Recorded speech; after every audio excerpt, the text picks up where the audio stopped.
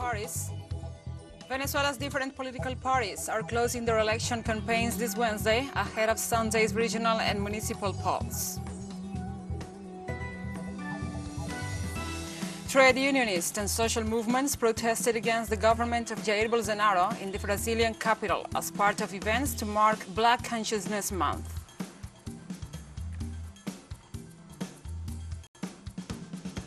Israel launched a missile attack against the Syrian capital Damascus from the occupied Golan Heights.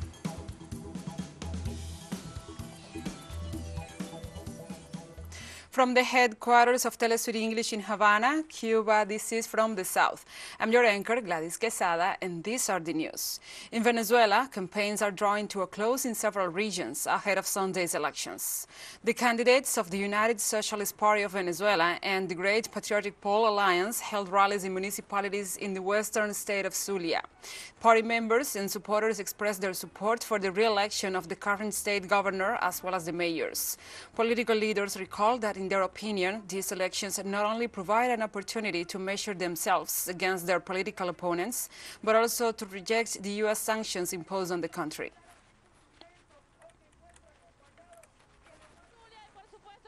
Likewise, the candidates of the opposition parties in the western state of Zulia rallied with their supporters in the city of Maracaibo.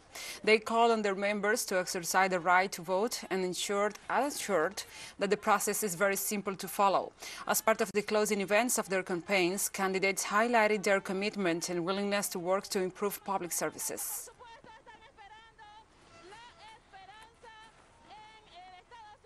And the president of Venezuela's National Electoral Council, Pedro Calzadilla, met with the country's diplomatic corps prior to the regional and municipal elections of this Sunday, November 21st.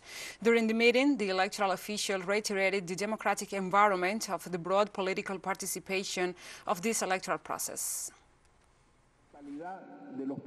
Most of the political parties have candidates aspiring to the different positions, a political atmosphere of calm and peace. You live here and you have seen this. Rallies, electoral campaign events, as happens everywhere. Political meetings, as occurs in republics, in places where democracy is the guide that organizes and structures life. And the president of the Venezuelan Electoral Authority also assured that everything is ready and set for Sunday's elections, which will demonstrate the unshakable will of the Venezuelan people to live in peace and democracy. The table is set, everything is ready, everything is in place, just hours away from the election. We want to tell you, your governments, your countries, the peoples you represent, that life in democracy, life in peace, is reaffirmed in Venezuela.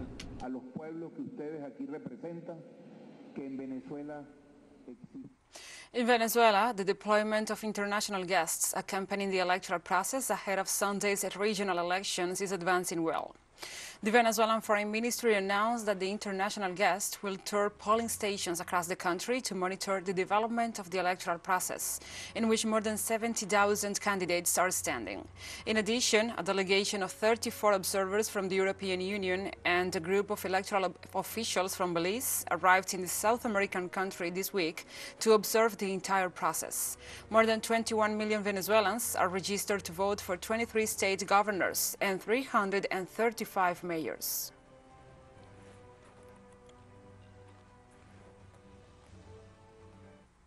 In Bolivia, a meeting of social movements in defense of democracy was held, while the government of President Luis Arce assesses the damage to the economy caused by strikes and protests promoted by far-right opposition sectors.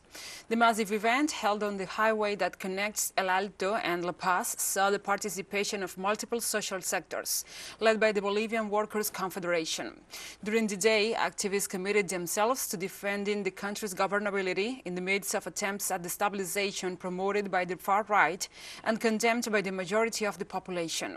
Meanwhile, the government is assessing the damages caused by the strike promoted by the sector of the opposition, a move which has been denounced as part of a renewed strategy to oust the current government of President Luis Arce Catacora.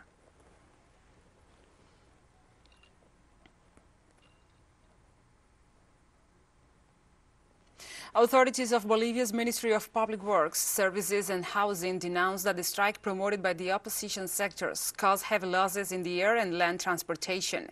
Minister Edgar Montaño informed that the total losses in the institutions attached to the ministry alone exceeded $2 million. He also pointed out that the loss of these economic resources has a direct impact on the social programs promoted by the government for students, pregnant women, and the senior citizens. The minister emphasized that the opposition's demands to repeal Law 1386 was only an excuse to commit acts seeking to destabilize the country. Following the repeal of the law, the same sectors have changed their demands and are calling for the release of the supposed political prisoners, among them the former de facto and coup-plotting president Yanin Áñez.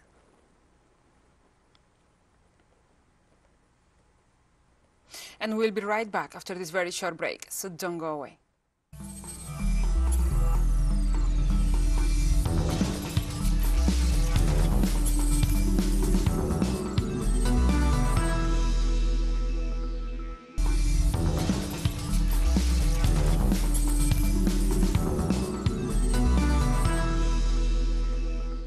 Welcome back to From the South. In Brazil, trade unionists and social movements protested against the government of Jair Bolsonaro in the capital Brasilia as part of events to mark Black Consciousness Month. Mobilizations, community activities, educational and cultural events are being held throughout November, ahead of the nationwide observance of Black Consciousness Day on November 20th. The event seeks to recognize Black history and cultural awareness in a country where racism remains deeply entrenched and has been further fueled by far-right President Jair Bolsonaro, as well as remembering the victims of the COVID-19 pandemic and paying tribute to murdered Afro-Brazilian councilwoman Marielle Franco. Protesters have centered on the Out with Racist Bolsonaro theme.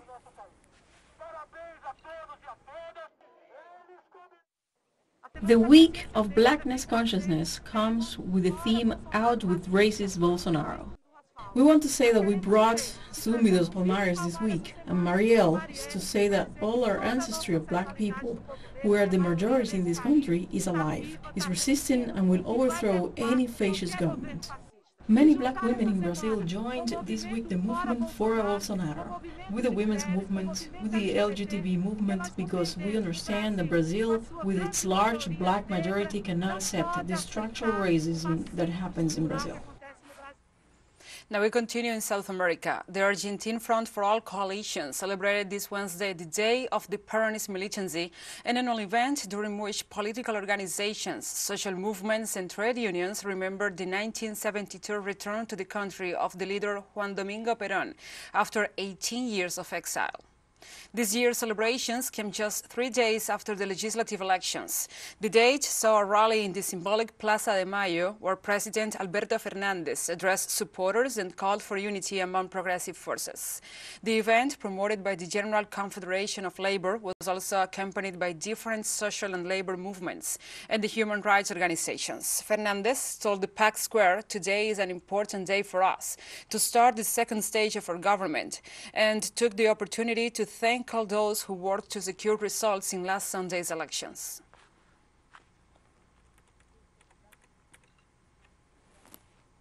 This Friday, November 19th, the Colombian Institutional Court is set to rule on the decriminalization of abortion. The vote in the Constitutional Court comes following a powerful campaign led by the Causa Justa, or Just Cause, feminist movement, which filed a lawsuit to remove abortion from the country's criminal code. 9 magistrates have been analyzing the legislation since last month, while 114 technical papers have been presented by experts in health, criminal law, and freedom of conscience. The current penal code sees penalties of 1 to 3 years in prison for women who voluntarily terminated their pregnancies, with abortion only legal in cases of rape or incest, inviolability of the fetus, or risk to the mother's life or health.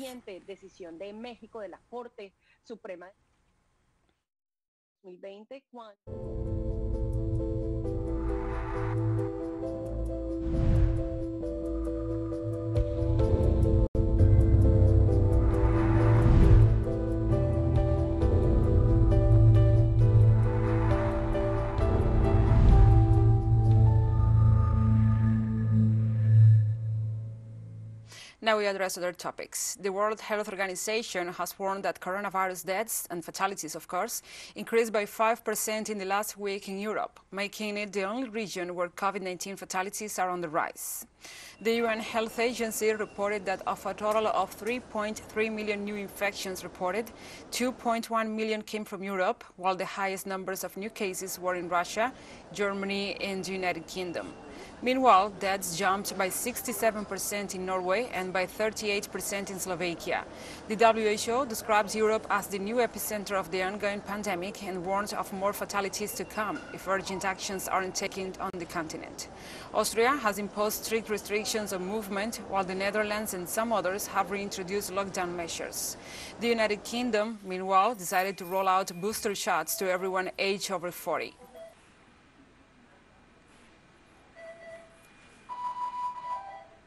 And Belgium tightened its coronavirus restrictions on Wednesday, mandating wider use of face masks and enforcing work from home as cases spike in the country's fourth COVID-19 wave. From Saturday, all people in indoor venues, such as cafes and restaurants, will need to wear a mask unless seated. Nightclubs might have to test their guests if they want to let them dance mask-free.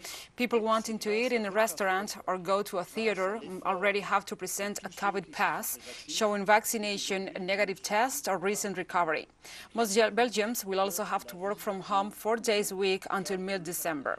According to the European Centre for Disease Prevention and Control, Belgium has one of the highest cases per capita rates in the European Union, at around 100 per over the past 14 days.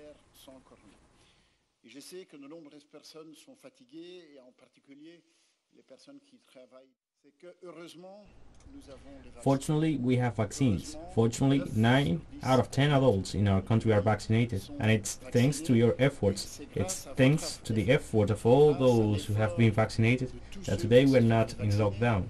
It is because of you that life can go on. That there is frustration and disappointment, I understand that. We hope that the fall would have been lighter and that we would have had a winter without COVID. I know that many people are tired, especially those who work in care, who are once again submerged by the pandemic. And Sweden will introduce a COVID-19 vaccination pass on December 1st for public indoor events and for more than 100 people as cases rise in much of Europe. The Health Agency now sees a need to take further measures to prevent unvaccinated people from congregating in large groups. It wants public gathering and public indoors events of more than 100 people to be restricted. If vaccination certificates are used, the restrictions should not apply. On Wednesday, the Philippines received another shipment of over 3.5 million doses of China's CoronaVac shots. The vaccines were purchased through the Asian Development Bank and were received at the Manila International Airport by China's ambassador to the Philippines, Wang Zilian, as well as Carlito Galvez, the chief implementer of the Philippines COVID-19 National Task Force. The shipment was couriered by Philippine Airlines. The country's Food and Drug Administration has approved the use of China's Sinovac vaccine as booster shots against COVID-19. China has continuously provided vaccines to the Philippines since the first delivery of February 28th.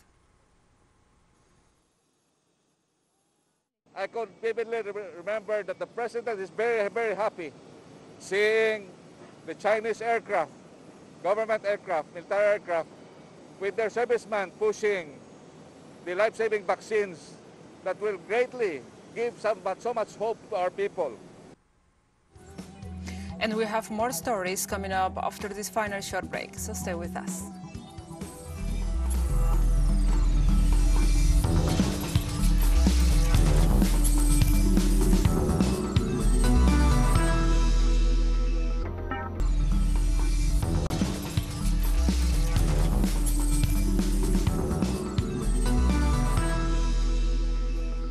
Welcome back to From the South.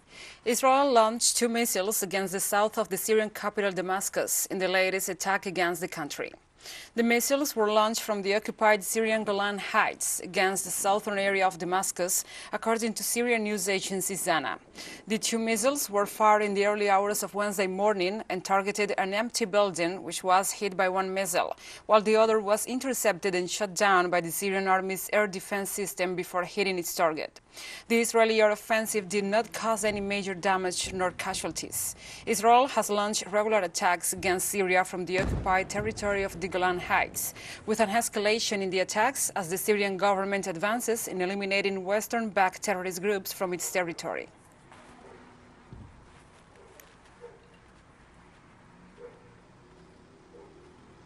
An Israeli military court on Wednesday sentenced a Spanish aid worker to 13 months in prison after convicting her of illegally funding a Palestinian militant group. The move comes as the Israeli regime bans human rights organizations linked to Palestine. Spanish aid worker Juana Rashwami had been working for the Union of Health Work Committees, which Israel banned from the West Bank in 2020, claiming it was a civilian arm of the Popular Front for the Liberation of Palestine, a revolutionary Palestinian organization the Zionist regime describes as a terrorist organization. Her sentencing comes weeks after Israel outlaws 6 prominent Palestinian civil society groups, alleging there were also fronts for the PFLP. The groups are the MER, Al-Haq, Byzant Center for Research and Development, Defense for Children International Palestine, the Union of Agricultural Work Committees, and the Union of Palestinian Women's Committees all deny the allegations. European donors who support the banned groups and the United Nations have asked to see concrete evidence from Israel supporting the ban.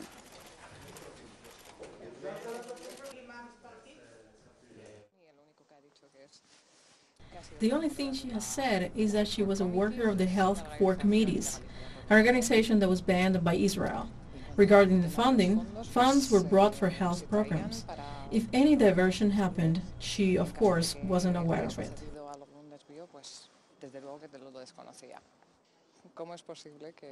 How is it possible to lie in public about something that came from the court? That wasn't so. Manipulate and defame the reputation of someone, and moreover, to try and justify the criminalization of human rights organizations by using someone else, a different case. It seems pretty vile to me. Now we move on to other topics. In Sudan, several anti-coup protesters were reported to have been killed by security forces as thousands rallied this Wednesday in the cities of Omdurman and Bari. The protests come in response to the military's seizure of power on October 25th. Thousands of people took to the streets on Wednesday as security forces were deployed in the capital, Khartoum. According to reports, live bullets and tear gas were fired to disperse demonstrators, while mobile phone communications were cut off earlier in the day. The latest fatalities take the death toll in the anti-coup protests to 38, while thousands have been wounded. Protesters are demanding a full handover to civilian rule and for the coup leaders to be tried in court. The international community has condemned the military takeover and canceled aid to the country, while demanding a swift return to civilian rule.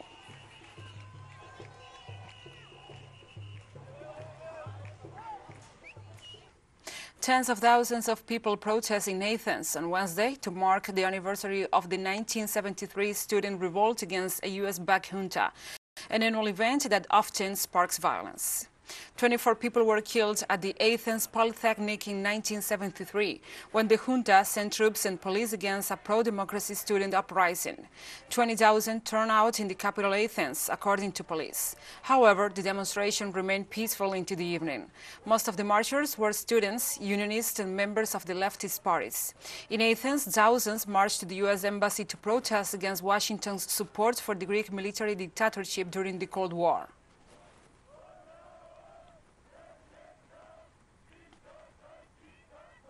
And we have come to the end of this news brief. But remember, you can find this and many other stories on our website at telesurienglish.net. And also, if you feel so inclined, please join us on social media for all the latest news. We are on Facebook, Twitter, Instagram, and Telegram. For Telesur English, I'm Gladys Quesada. Thank you for watching.